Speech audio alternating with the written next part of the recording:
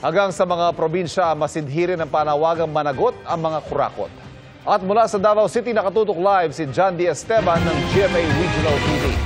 John D. Yes, Ivan, umalingaw-ngaw ang sigaw ng hinaing ng iba't ibang grupo dito sa Davao City laban sa katiwalian.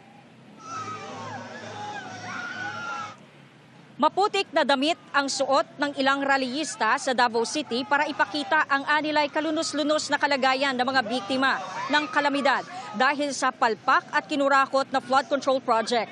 Nakatali sila sa isang itim na lubid na hawak ng dalawang nakamaskarang may mukha ni na President Bongbong Marcos at Vice President Sara Duterte na pawang nais silang patalsikin sa pwesto.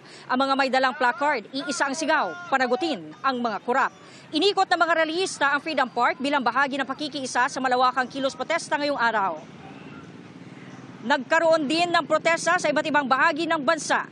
Sa Iloilo, puti at pula ang suot ng mga rallyista bilang pakikiisa sa protesta at paggunita sa Bonifacio Day.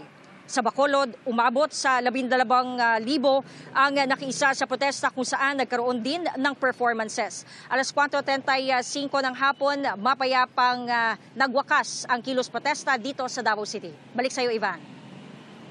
Maraming salamat, John D. Esteban ng GMA Regional TV.